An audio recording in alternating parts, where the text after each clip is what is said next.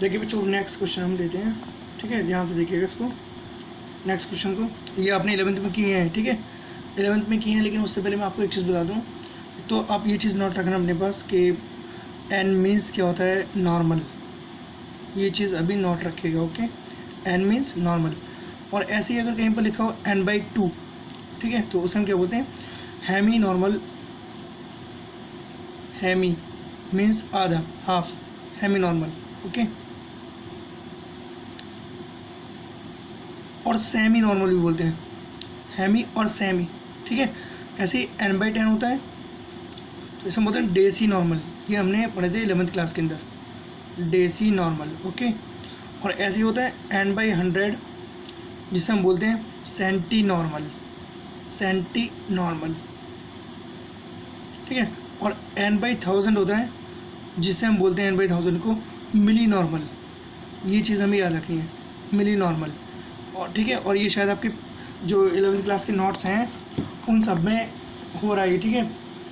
ये वाले न्यूमेरिकल आपने फर्स्ट चैप्टर में ही किए थे, इनऑर्गेनिक केमिस्ट्री के फर्स्ट चैप्टर में ही किए थे, जहाँ नॉर्मलिटी मोलरिटी वगैरह आपने पढ़ी थी उस चैप्टर में किए थे, ठीक है। और क्वेश्चन आता है इस तरह से, तो हम पहले तो याद रखना है N means normal, n/2 hemi normal, n/10 deci normal, n/100 centi normal, n/1000 milli normal बोलते हैं, ठीक है। अब क्वेश्चन कैसे आता है इसके अंदर, जो आपने 11th में भी किया था, मैं एक एक एग्जांपल सभी का दूंगा, ठीक है। जैसे अब एक एग्जांपल हम लेते हैं, how much water should be added. एक क्वेश्चन ये है, how much water should be added to form, should be added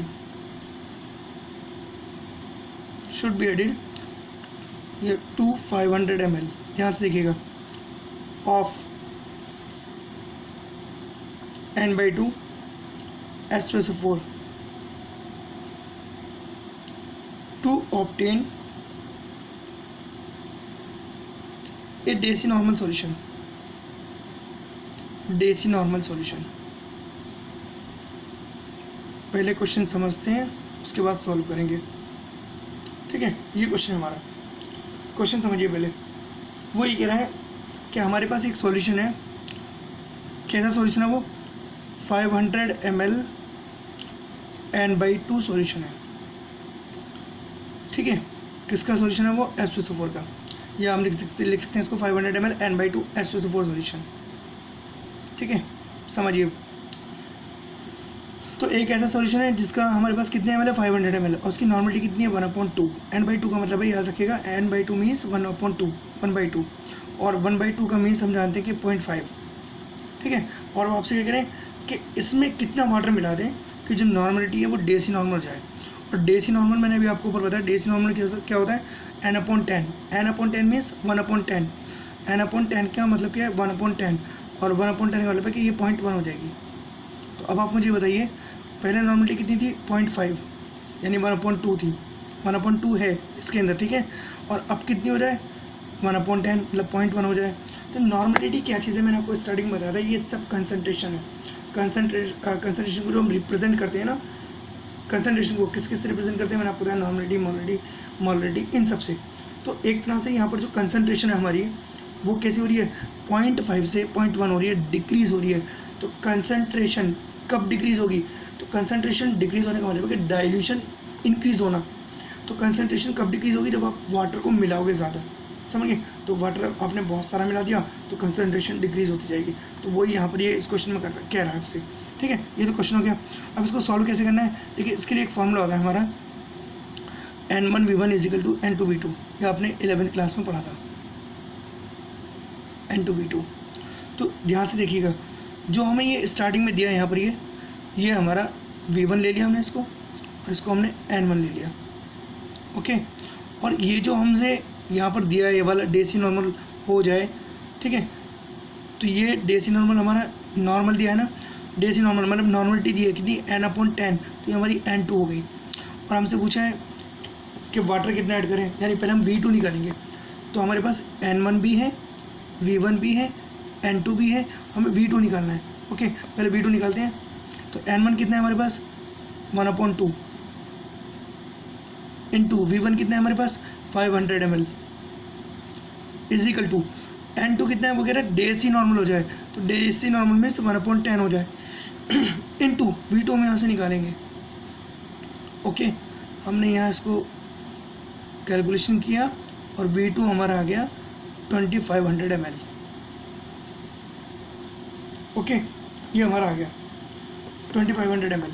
तो जब एग्ज़ाम में आप सॉल्व करना शुरू करेंगे, यहाँ तो मैंने डायरेक्ट कर दिया टाइम की वजह से, आप क्या करेंगे एग्ज़ाम में आप लिखेंगे जो जो चीज़ें आपको दी है कि V1 इजिकल टू इतना 500 ml, okay, N1 is equal to इतना, कितना है आपको दिया है, जैसे 1/2 है या N/2, और N2 भी आपको दिया है इस तरह से। तो एग्ज़ाम में आपको इस तरह से करना है, समझ गए, 1/10 deci normal, V2 is equal to कितना, ये करके तब आप निकालेंगे फार्मूला रख के। अब आप बताइए मुझे ध्यान से देख के, आपके पास जो वॉल्यूम था वो 500 ml था, और V2 यानी जब आपने वाटर मिलाया इस वॉल्यूम में, ठीक है, डाइल्यूट करने के लिए उसको, यानी कंसनट्रेशन को डिक्रीज़ करने के लिए, तो अब आपके पास कितना, पहले वॉल्यूम 500 ml था, अब कितना वॉल्यूम आपके पास 2500 ml। तो इसका मतलब आप बताइए कितना वाटर आपने मिलाया, 2000 ml, कितना 2000 ml। तो ऑब्वियसली ये चीज़ याद रखें, अगर हम वाटर मिलाएंगे तो हमारी जो नॉर्मलिटी है, जो मोलरिटी है, जो कंसनट्रेशन है, वो ऑलवेज डिक्रीज़ होगी, उतने ही टाइम डिक्रीज़ हो जाएगी जितने टाइम हमारा वॉल्यूम इंक्रीज़ हो जाएगा। तो वॉल्यूम कितने टाइम इंक्रीज़ हुआ है, 5 टाइम। देखिए यहाँ 500 था और यहाँ 2500 हो गया, तो 5 टाइम इंक्रीज़ हुआ है, और ये 5 टाइम डिक्रीज़ हो गई है, 0.5 से 0.1 रह गई। तो हम यहाँ पर सिर्फ एक चीज़ लिखेंगे, हैंस कितना 25, कितना आ रहेगा हमारा, hence the amount of water, amount of water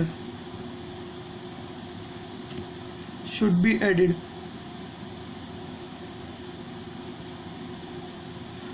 is equal to कितना, V2 माइनस V1। तो V2 कितना है हमारे पास, ये 2500 माइनस V1 कितना है 500 ml, तो इज इक्वल टू हमारा आंसर आ गया कितना, 2000 ml।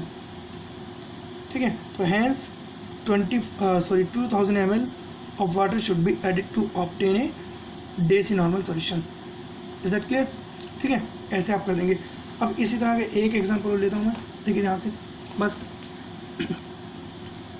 या इस तरह के आप कर लेंगे, देखिए ध्यान से, हो जाना चाहिए ना, how much water should be added,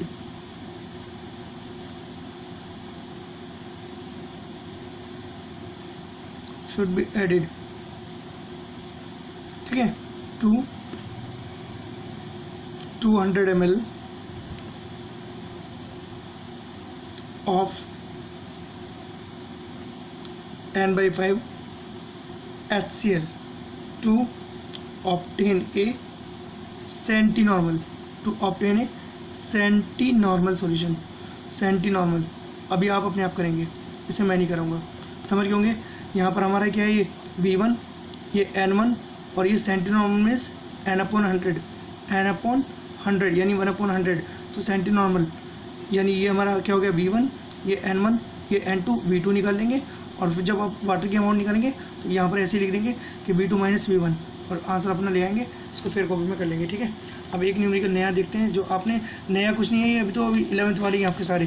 देखिए ध्यान से देखिएगा, एक क्वेश्चन ऐसा आया, नेक्स्ट क्वेश्चन है ये, देखिए 200 ml, जल्दी से देखते हैं इसको, N/2 HCl, 500 ml 2NHNO3 and 250 ml N/10 H2SO4 are added। ठीक है, calculate the normality of mixed solution, ये क्वेश्चन मैंने ले लिया अपने पास से। ठीक है, ये PDF नोट्स में शायद अगर भी नहीं भी हो तो आप फेयर कर लेना इसको अपने आप, या इस तरह की जो आपने 11th में पढ़े वो कर लेना। ठीक है, अब हमारा क्वेश्चन क्या है कि हमारे पास ये 3 सॉल्यूशन है, एक ये वाला सॉल्यूशन है, एक ये वाला सॉल्यूशन है, और एक वाला सॉल्यूशन है। इन तीनों को हमने मिक्स कर दिया, और तीनों का वॉल्यूम भी अलग अलग है, तीनों की नॉर्मलिटी भी डिफरेंट है। तो नया जो सॉल्यूशन, जब हमने इन तीनों को मिक्स कर दिया, अब नया सॉल्यूशन जो हमारा बना उसका हमें क्या बताना है, उसकी नॉर्मलिटी हमें बतानी है, और उस सोल्यूशन को क्या बोले, मिक्स्ड सोल्यूशन। ओके, तो इस तरह का क्वेश्चन कभी भी आए, बहुत एग्जाम में पूछा जाता है। तो आपको क्या करना है, सीधे सीधे जो सोल्यूशन आपको दिया, आपको पहले एक लाइन से लिखना है इस तरह से 200 ml N/2 HCl, फिर आपको लिखना है 500 ml, ध्यान से लिखिएगा, लाइन से लिखिएगा इसी के नीचे 2NHNO3, फिर थर्ड वाला लिख रहे हैं 250 ml N/10 H2SO4, समझना ध्यान से। ओके, इतना करने के बाद इजिकल टू करेंगे, इजिकल टू, आप देखिए ध्यान से, ये डिवाइडेशन में तो डिवाइड कर देंगे इसको, तो यहाँ पर आ जाएगा 100, ठीक है, ये मल्टीप्लाई में है 500 2 जा, ठीक है, तो ये कितना हो जाएगा हमारा 1000, और यहाँ ये डिवाइड में है तो डिवाइड कर देंगे इसको, यानी 25। तो यहाँ हम इसको बोलते हैं मिलीग्राम इक्विवेलेंट, मिलीग्राम इक्विवेलेंट, और मिलीग्राम इक्विवेलेंट ही लिखना है, पूरा फुल फॉर्म पूरा ही खोल के लिखना है, ऐसे नहीं कि MGEQ शॉर्ट में चल दिया या खाली मिलीग्राम लिख दिया, गलत हो जाएगा। तो आपको पूरा फुल लिखना है ऐसे, मिलीग्राम इक्विवेलेंट, इक्विवेलेंट, ओके, ऐसे ही यहाँ पर मिलीग्राम इक्विवेलेंट, इक्विवेलेंट, देखिए ध्यान से अब आगे। इसके बाद आपको क्या करना है, इधर लाइन खींचेंगे, इधर लाइन खींचेंगे, तो ये वाली चीज़ आपकी, इसे लिखेंगे आप टोटल वॉल्यूम, यहाँ लिखेंगे टोटल वॉल्यूम इजिकल टू, और इसको ऐड कर देंगे जितना भी वॉल्यूम है। तो कितना वॉल्यूम हमारा 950 ml, अगर हम इसको ऐड करेंगे तो कितना वॉल्यूम हो गया 950 ml, और इसको भी ऐड करेंगे तो ये मिलीग्राम इक्विवेलेंट हो जाएंगे। तो ये हम बोलेंगे total milligram equivalent is equal to,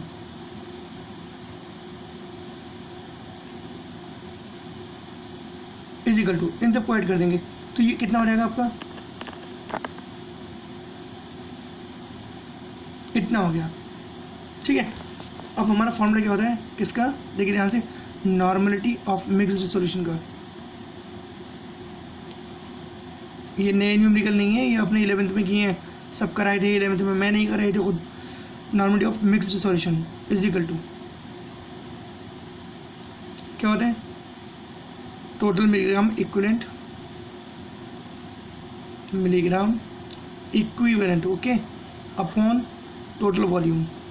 ये फॉर्मूला होता है किसका, नॉर्मलिटी का मिक्स सॉल्यूशन की, ओके, टोटल वॉल्यूम।